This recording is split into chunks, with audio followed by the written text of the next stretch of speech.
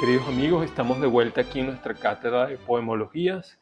Habíamos quedado en una revisión del canto errante de Darío, leyendo el poema que introduce el libro, y habíamos prometido reiniciar la visita a ese libro, volviendo a leer el poema que le da nombre a todo el conjunto.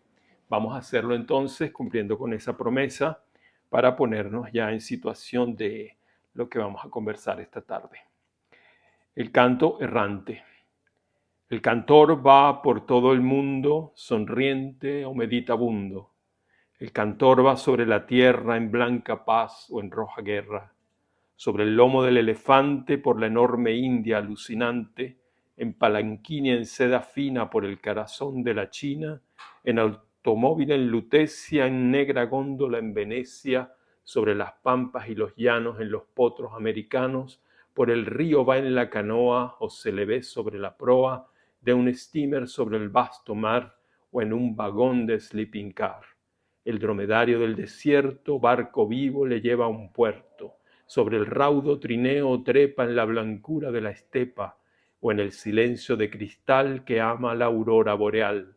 El cantor va a pie por los prados, entre las siembras y ganados, y entra en su Londres en el tren y en asno a su Jerusalén. Con estafetas y con malas va el cantor por la humanidad. El canto vuela con sus alas, armonía y eternidad. Bueno, en este poema de dísticos, ¿verdad? Grupos de dísticos pareados, el poeta está experimentando una forma que no es habitual en su trabajo poético, está jugando parte importante de este libro y de la acometida de los poemas posteriores a prosas profanas, tiene que ver también con una ampliación de las búsquedas expresivas de Darío, ya ha comenzado a contaminarse con experiencias paralelas de otros poetas, con los poetas de los que se considera heredero, que ya hemos nombrado, los poetas del parnasianismo, del decadentismo, del simbolismo, pero también ya los poetas que comienzan a desactivar el paradigma de la poesía que habían estimulado y constituido de alguna manera estos grupos de poetas, ¿verdad? Es decir, las figuras que ya hemos nombrado, de un Laforgue, de un Whitman, y los experimentos que los propios modernistas latinoamericanos estaban haciendo a propósito del poema. En este poema, que es una suerte de un autorretrato, digamos, muy juguetón, en el que, muy simple también en su esquema rítmico, el poeta se pinta a sí mismo como un viajero. El elemento fundamental de todo el libro, El canto errante, es precisamente la errancia del poeta por el mundo en la construcción de su propia experiencia a través del poema. El canto erra con el propio poeta, y este juego de dísticos en el que se habla de un mundo también ideal, un mundo que el propio Darío no ha recorrido, pero que tiene resonancias, digamos, legendarias en el imaginario occidental. La India, la China, paseos por el África, encuentro con animales no habituales de la experiencia del hombre occidental, y con todo eso se crea una atmósfera lúdica que también recuerda quizás los relatos infantiles, y hay todo un carácter experimental en esa intromisión en medio de las referencias a la China, a la India, a París, a Venecia, a Londres, de elementos de la modernidad inmediata, como aparatos de algunos tipos, el tren, el coche cama, el sleeping car, o el steamer, ¿verdad? Y otras palabras de carácter técnico que van a poblar la poesía de este libro y que van a ser protagónicos también en el poema fundamental que queremos leer en esta sesión y que se llama La Epístola a la Señora de Lugones, que es un poema escrito en 1906 en medio de una de esas experiencias de viaje características del poeta. Desde que salió de Nicaragua rumbo a Chile en 1886, Rubén Darío no ha cesado de desplazarse a lo largo del orbe occidental. Su carrera de poeta se ha consolidado sobre el bastidor de un continuo y consecuente peregrinaje. En plena emergencia de la Belle Époque, Darío es a la vez un viajero mundano y un poeta cosmopolita, lo que se refleja en la evolución de su pensamiento poético y en las derivas de su forma de escribir, de concebir y componer el poema. Este peregrinar está ligado, en su caso, a su desempeño de la diplomacia y a su carácter de corresponsal internacional de los grandes periódicos de Latinoamérica como La Nación de Buenos Aires. Poeta periodista, cronista literario y mundano, poeta político, maestro de politesse. Este es el Darío que se va a expresar en el canto errante, que es una suerte de gran panorámica de la experiencia del poeta viajero, del poeta que es nombrado embajador de Nicaragua en París, que va a tener varios cargos diplomáticos, además de sus trabajos como corresponsal de periódicos del continente latinoamericano. En ese trabajo, en esa actividad, ¿verdad? Es que él va a visitar la Exposición Universal de París en 1900 y es el momento en que se va a encontrar con el Balzac de Rodin, que ha sido el punto de inicio de nuestro recorrido por la poética de Darío y por la aventura de su experiencia con lo moderno, como protagonista también de la construcción de esa modernidad.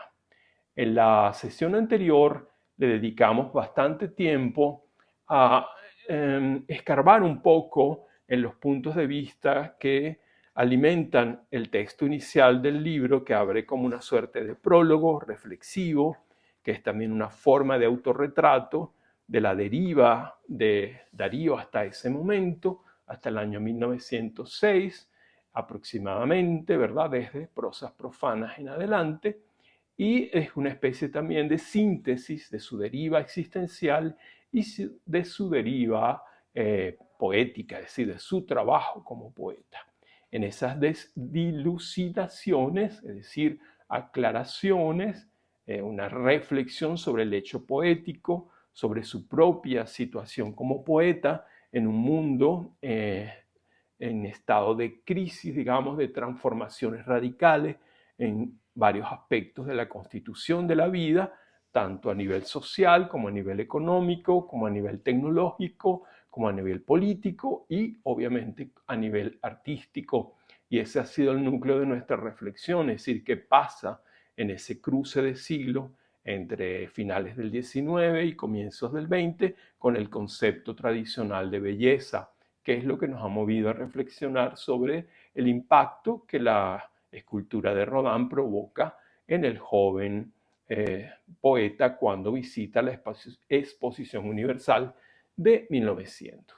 Bueno, esa conmoción del espíritu de Darío frente a la escultura lo va a hacer repensar su noción de belleza, su ideal de lo que es la armonía, de lo que es la estabilidad del órgano poético, de la forma verbal, y lo va a hacer de alguna manera recapacitar o no recapacitar, sino reflexionar en función de lo que parecerían las tendencias del arte del porvenir y de qué manera él podría engranar su propio trabajo poético con eso que se está abriendo a finales del siglo, algo que se abre precisamente por la actividad misma de los poetas que lo acompañan en ese momento histórico. Él mismo es uno de los sujetos de avanzada que van a abrir camino al porvenir de la poesía moderna, de la poesía del siglo XX. Vamos entonces a revisar algunos otros momentos de dilucidaciones antes de leer el poema dedicado a la señora del poeta argentino Leopoldo Lugones. En Dilucidaciones, como recordarán, Darío argumentaba que el arte no era un conjunto de reglas, sino una armonía de caprichos, según sus palabras, y añadía que el verdadero artista comprende todas las maneras y halla la belleza bajo todas las formas. Que había como una apertura de la poética de Darío, lo que nosotros nos hemos atrevido a atribuir un poco a esa conmoción que le provoca el encuentro con la escultura de Rodin. Es decir, ha habido un reacomodo, por decirlo así, de su paradigma de una belleza más bien armónica, simétrica, equilibrada, para hablar sin dejar de utilizar el criterio de lo armónico, pero ahora pensar en una armonía caprichosa. El poeta tiene como mayor libertad, el arte no es un conjunto de reglas, el arte es una forma de experimentación con los signos que también está dominado por el azar, por el capricho, por el gusto del momento o del instante de la operación poética misma. En ese sentido, se allana el camino hacia una experimentación más amplia, ¿verdad? A propósito de lo que es el poema y su funcionamiento. Y además añade que el verdadero artista comprende todas las maneras, es decir, puede vincular, puede integrar en su trabajo diferentes estilos, diferentes perspectivas y además encuentra belleza bajo todas las formas, ya no la belleza clásica, la belleza grecolatina, sino la belleza que ya había anunciado Baudelaire a mitad del siglo XIX, una belleza distinta, una belleza que está atravesada también por las pulsiones de lo oscuro, lo maléfico, lo enfermo, ¿verdad? Lo patológico, un patos que está también teñido de patología. En cualquier sentido, esta idea de una armonía caprichosa y de una libertad del artista para afrontar o abordar todas las maneras expresivas, y la belleza se encuentra en todas partes, esta voluntad o intención de amplitud y de imparcialidad tiene mucho que ver con el estilo diplomático que por sus funciones consulares, pero también por su ejercicio de la politesse literaria y periodística, ha desarrollado Darío en 20 años de peregrinaje mundano. Es decir, Darío ha adquirido todas las maneras, ¿verdad?, de la diplomacia, de la manera de referirse sutilmente a los acontecimientos, de no herir susceptibilidades, de ser un hombre cuidadoso, incluso en sus juicios negativos, es muy elegante siempre, muy cordial con aquel que está juzgando. Ese es un estilo también de expresión crítica del poeta. En Dilucidaciones podemos leer en este sentido un interesante diagnóstico de la situación del campo literario hispano a la altura de 1907. Ahí dice Darío lo siguiente: asuntos estéticos acaloran las simpatías y las antipatías. Las violencias o las injusticias provocan naturales reacciones. Los más absurdos propósitos se confunden con generosas campañas de ideas. Mucha parte del público no sabe de lo que se trata, pues los encargados de informarla no desean en su mayoría informarse a sí mismos. Una afligente audacia confunde mal aprendidos nombres y mal escuchadas nociones del vivir de tales o cuales centros intelectuales extranjeros. Bueno, está haciendo una crítica, ¿verdad? Primero una lectura sintética, abarcadora de lo que sería el estado del campo cultural en ese momento y las conflictividades que lo atraviesan, las violencias, las simpatías, las antipatías, las contradicciones, incluso lo que podríamos decir un nivel medio bastante poco exigente, un público que no conoce la naturaleza de las obras y unos artistas que tampoco intentan aproximarse a ese público y una crítica inexistente o muy mediocre. Es decir, en general es un diagnóstico negativo y, sin embargo, dentro de esa característica de la diplomacia, de la politesse de Darío, el diagnóstico, que en cierta medida severo, concluye de manera positiva. Darío va a decir a continuación que en ese conjunto, en ese escenario de conflictos, de simpatías y antipatías, de contradicciones, de antagonismo, existe una élite que de alguna manera salvaguarda los ideales de la belleza que él siempre ha defendido en medio del conflicto de las tendencias estéticas en pugna, compitiendo por el protagonismo de la escena cultural de la época. Si de alguna manera Darío toma en cuenta y considera esa pugnacidad, esa conflictividad, pero él no toma partido por ninguna de las tendencias. En ese sentido se mantiene apartado, amparado en su propia poética, es decir, amparado en su propia postura personal con respecto al arte. Esa élite, dice él, a la que se debe la conservación de una íntima voluntad de pura belleza, de incontaminado entusiasmo, a la que él mismo pertenece. Pero incluso en ese contexto privilegiado, constituido por un cuerpo de artistas excelentes, como él dice, hay diferencias y controversias. Uno predica lo abstracto, otro un amable escepticismo. Su sentencia salomónica es que todos valen. Es decir, Darío no toma partido por ninguna de las tendencias, dice, todas son valederas, todas las posibilidades de lo bello tienen cabida en este nuevo escenario de pluralidad, de diversidad de posiciones, de versatilidad antagónica, que parecen ser las líneas maestras de la nueva poética. Una poética en la que el artista capaz, como dirá más adelante, de entrar en lo desconocido de antes y en lo ignorado de después, desarrolla su trabajo en un medio, donde conviven la tradición y lo nuevo. El enigma de la esfinge moderna que le planteaba el Balzac de Rodin se resuelve aquí con una fórmula ajena a todo sectarismo, ¿verdad? Todos valen, todas las tendencias valen. Como él mismo dirá más adelante, no soy afecto a polémicas. Me he declarado además en otra ocasión y con placer íntimo el ser menos pedagógico de la tierra. Por lo tanto, ninguna intención preceptiva en sus declaraciones, ninguna intención de valoración discriminatoria.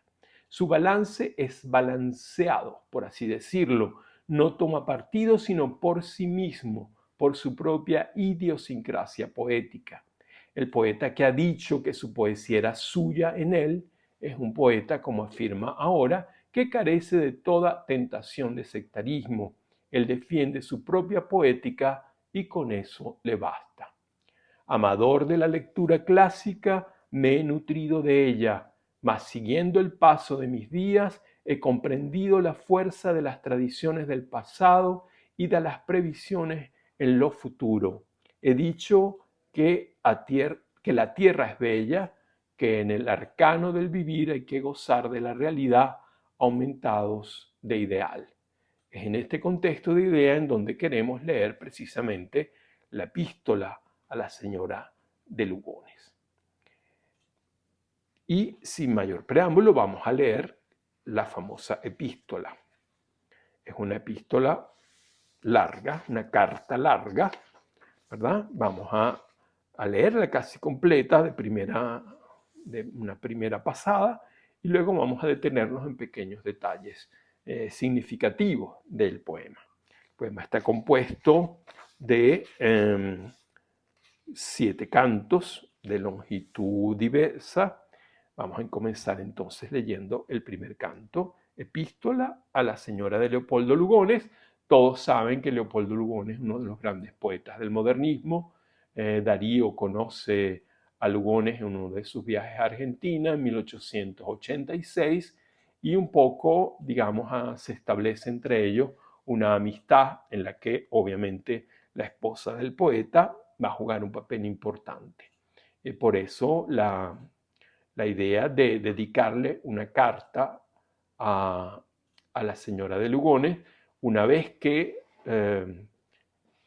Darío ha vuelto a Buenos Aires, ha regresado a Buenos Aires en 1906 y reactiva esa amistad y de alguna manera este poema es un homenaje a esa amistad a través, mejor dicho, de la presencia de la señora del poeta, del amigo poeta.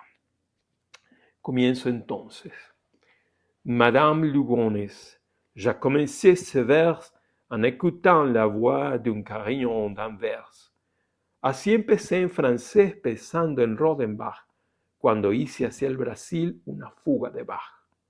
En Río de Janeiro iba yo a proseguir poniendo en cada verso el oro y el zafir y la esmeralda de esos pájaros moscas que melifican entre las áureas siestas foscas que temen los que temen el cruel vómito negro. Ya no existe allá fibra amarilla, me alegro, époque caos. Yo panamericanicé con un vago temor y con muy poca fe en la tierra de los diamantes y la dicha tropical. Me encantó ver la vera machicha, mas encontré también un gran núcleo cordial de almas llenas de amor, de ensueños, de ideal.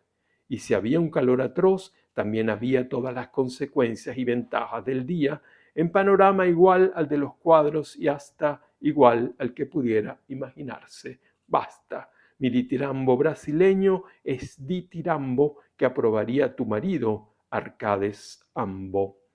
Bueno, fíjense, en la ligereza del texto, es obviamente como todo lo de Darío, sustancialmente melódico, hay una gran potencia rítmica, el uso del encabalgamiento, ¿verdad? Incluso el uso de locuciones en francés, en referencias cultas, es decir, es un poema que representa muy bien las destrezas expresivas de Darío a la altura de 1906, cuando ya tiene la gran experiencia consolidada en ese gran libro fundamental que es Prosa Profana.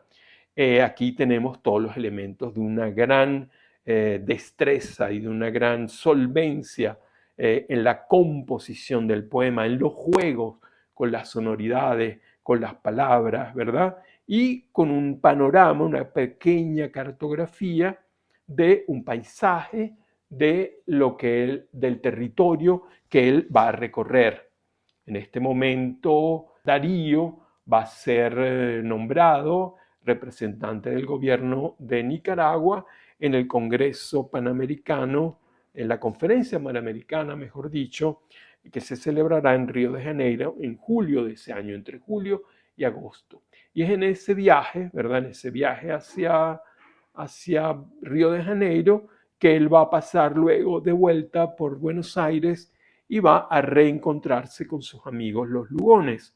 Entonces el poema está vinculado a este viaje, ¿no? Y es una demostración más del carácter errante del poeta por el mundo, como decíamos al principio, gracias a sus cargos diplomáticos o a sus corresponsalías periodísticas. Es un poeta que no permanece mucho tiempo en cada lugar.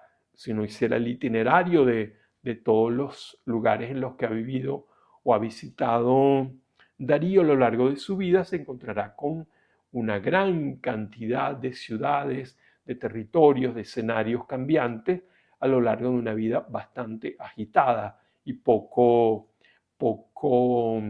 sedentaria, ¿no? Una vida de poeta nómada. Fíjense en esta primera entrada, el saludo a Madame Lugonois en francés. J'ai commencé ce vers en écoutant les vues d'un carillon d'Anvers. Ese juego, ¿verdad? Con dos versos en francés. El poema ha sido escrito entre París y Palma de Mallorca, cuando él retorna de su viaje a Sudamérica. Y bueno, ahí dice que esos versos empezó la carta, que es una carta cantada, una carta lírica. Ahí empecé en francés, dice, pensando en Rodenbach, un poeta belga que quizás conoció en ese mismo viaje, porque antes de llegar a Río de Janeiro, Darío ha tenido una pequeña travesía por Inglaterra y por Bélgica, ¿verdad? Y por eso la cita de Anvers, es decir, la ciudad de Amberes, que es la ciudad en la que ha visitado probablemente al poeta Rodenbach. Y así dice, empecé en francés pensando en Rodenbach cuando hice hacia el Brasil una fuga de Bach. Esto es una broma que podría ser incluso hasta una broma tonta. Es decir, esta fuga, haberse ido de Bélgica, de los Países Bajos a Río de Janeiro, en un salto que parece una fuga de Bach. Pero esto es un juego de rima, ¿verdad? De cómo hace calzar Rodenbach con otra palabra. Es difícil encontrar otra palabra que calce alofónicamente con Rodenbach, y bueno, no encuentra otra que Bach, pero le permite jugar con esa idea del viaje, del traslado y de la fuga. Y luego comienza la historia de su viaje. En Río de Janeiro, que es su primera parada, bueno, ahí nos cuenta un poco lo que hizo, es decir, la experiencia del trópico, la experiencia de lo que podría ser la presencia amenazante de las fiebres tropicales, cómo conoció aspectos importantes de la cultura brasilera, eh, costumbres populares, bailes, etcétera, etcétera. Y bueno, con mucha familiaridad, con mucha coloquialidad, ¿verdad?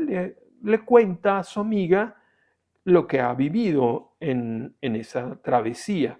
Y si había un calor atroz, perdón, y si había un calor atroz, también había todas las consecuencias y ventajas del día, en panorama igual a la de los cuadros y hasta igual al que pudiera imaginarse. Basta. Mi ditirambo brasileño es ditirambo que aprobaría tu marido. O sea, este canto de mi paso por Brasil, la palabra ditirambo, ¿verdad?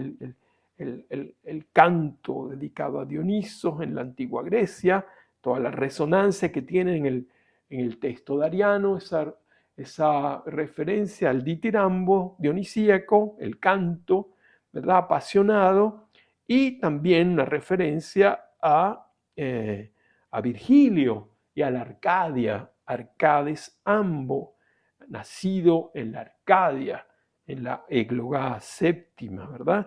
Y incluido ahí al amigo Lugones, que es en ese sentido también otro nacido en Arcadia, es decir, como uno de esos elegidos que pertenecen a una élite, a esa élite que él acaba de nombrar en Dilucidaciones. Es decir, esto es un elogio, un halago a la destinataria de la carta, que incluye también esta referencia a su marido, ¿verdad? Leopoldo Lugones es también un nacido en Arcadia. Bien, de aquí pasamos a una segunda escena, la segunda estrofa, el segundo canto, mejor dicho, ¿verdad? En el cual se va a extender en esa descripción de la vida brasilera, pero inmediatamente, fíjense que ya eso se anunciaba en el primer canto, el elemento biográfico del poeta. El poeta se manifiesta en su propia vivencia y en su propio sentimiento de lo que es el viaje. Vamos entonces a leer esta otra estrofa. Perdón, no es una estrofa, es el segundo canto. Mas al calor de ese Brasil maravilloso, tan fecundo, tan grande, tan rico, tan hermoso, a pesar de Tijuca y del cielo opulento, a pesar de ese foco vivaz de pensamiento, a pesar de Nabucco, embajador, y de los delegados panamericanos que hicieron lo posible por hacer cosas buenas, saboreé lo ácido del saco de mis penas. Quiero decir que me enfermé. La neurastenia es un don que me vino con mi obra primigenia, y ha venido tan mal, y tan bien como y tanto, y tan buen comedor guardo bajo mi manto, y tan buen bebedor tengo bajo mi capa, y he gustado bocados de cardenal y papa, y he exprimido la ubre cerebral tantas veces que estoy grave. Esto es mucho ruido y pocas nueces, según dicen los doctores de una sapiencia suma. Mis dolencias se van en ilusión y espuma, me recetan que no haga nada ni piense nada, que me retire al campo a ver la madrugada con las alondras y con Garcilaso y con el sport. Bravo, sí, bien, muy bien. ¿Y la nación? ¿Y mi trabajo diario y preciso y fatal? ¿No se sabe que soy cónsul como Stendhal? Es preciso que el médico que eso recete dé también libro de cheques para el Crédit Lyonnais y envíe un automóvil devorador del viento en el cual se pase mi egregio aburrimiento, harto de profilaxis, de ciencia y de verdad. Bueno, la velocidad quizás con la que leo el poema es también el empuje que tiene el poema, ¿verdad? Ese encadenamiento acelerado de los versos a través de un juego muy cuidadoso de los encadenamientos y de las finales de verso y de las repeticiones, las anáforas, las aliteraciones, las resonancias internas, ¿verdad? Y eso aprovecha de describir el territorio, el paisaje, pero involucra inmediatamente su propia personalidad. Es decir, ha ido a Brasil, ha conocido a gente muy importante, da fe de que los delegados panamericanos a la conferencia a la que ha asistido hicieron lo posible por hacer cosas buenas, pero inmediatamente nos dice: saboreé lo ácido del saco de mis penas. Y ahí despliega un poco de asuntos que le atañen a él como persona y que le dan ese aspecto al poema de intimidad, de exploración de la propia intimidad frente a una amiga, a una interlocutora conocida con la que puede tener, digamos, la posibilidad de expresar o abrir su corazón y contar intimidades. El elemento afectivo de la carta no queda fuera del poema. El hecho mismo de que él haya titulado una epístola le permite precisamente introducir dentro del poema elementos que habitualmente no entraban en la poesía o no entraban en la poesía de Darío, ¿verdad? Es decir, que hay elementos de la vida cotidiana, de la vida íntima, de la vida pública, de lo que es la manera de vivir la gente en este momento, que se introducen dentro del poema sin importar si, digamos, tienen un carácter doméstico, un carácter banal, un carácter trivial.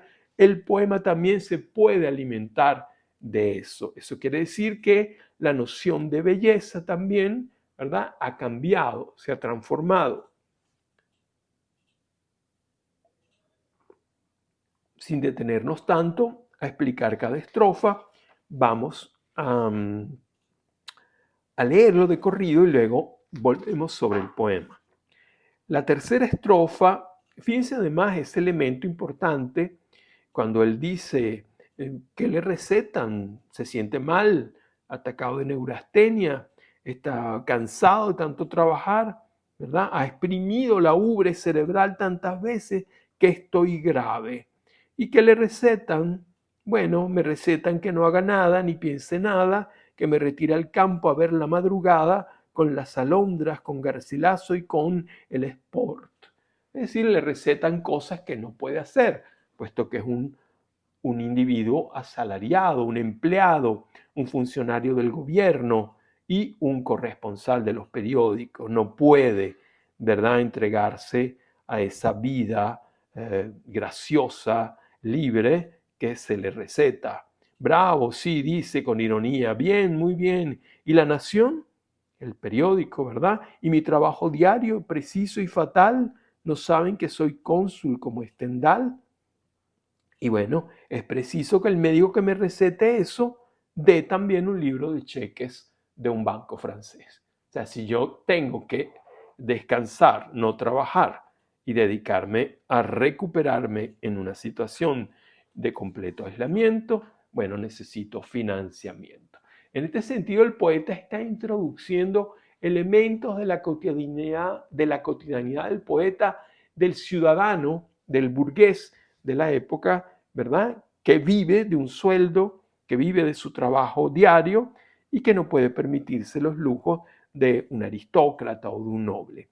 Todos estos elementos entran a formar parte del poema. El poema se contamina de realidad, ya no son los paisajes exuberantes de esa Grecia atravesada por el perfume del rococó francés o por las resonancias de la lírica de Verlaine, sino una poesía que se vulgariza de cierta manera, en la que se introducen elementos de la vida cotidiana tal como ellos aparecen en la vida cotidiana, sin haber sido mitificados sin haber sido transformados o sublimados mediante reelaboraciones excesivamente imaginarias. Lo fundamental del poema aquí es la ligereza, el ritmo y la ironía también del propio poeta, que se retrata a sí mismo a lo largo de todo el poema. En fin, dice el canto tercero, convaleciente llegué a nuestra ciudad de Buenos Aires, no sin haber escuchado a Mr. Root a bordo del Charleston sagrado, mas mi convalecencia duró poco. ¿Qué digo? Mi emoción, mi entusiasmo y mi recuerdo, amigo, y el banquete de la nación que fue estupendo, y mis viejas siringas con su pánico estruendo, y ese fervor porteño, ese perpetuo arder, y el milagro de gracia que brota en la mujer argentina, y mis ansias de gozar de esa tierra me pusieron de nuevo con mis nervios en guerra. Y me volví a París, me volví al enemigo, terrible centro de la neurosis, ombligo de la locura, foco de todo surmenage, donde hago buenamente mi papel de sauvage, encerrado en mi celda de la Rue Marivaux, confiando solo en mí y resguardando el yo. Y si lo resguardara, señora, si no fuera lo que llaman los parisienses una pera, a mi rincón me llegan a buscar las intrigas, las pequeñas miserias, las traiciones amigas y las ingratitudes. Mi maldita visión sentimental del mundo me aprieta el corazón y así cualquier tunante me explotará a su gusto. Soy así, se me puede burlar con calma, es justo. Pero eso los astutos, los listos dicen que no conozco el valor del dinero, lo sé, que ando nefelibata por las nubes, entiendo, que no soy hombre práctico en la vida, estupendo. Sí, lo confieso, soy inútil, no trabajo para arrancar a otro su pitanza, no bajo a hacer la vida sórdida de ciertos previsores. Yo no ahorro ni en seda, ni en champaña, ni en flores. No combino sutiles pequeñeces, ni quiero quitarle de la boca su pan al compañero.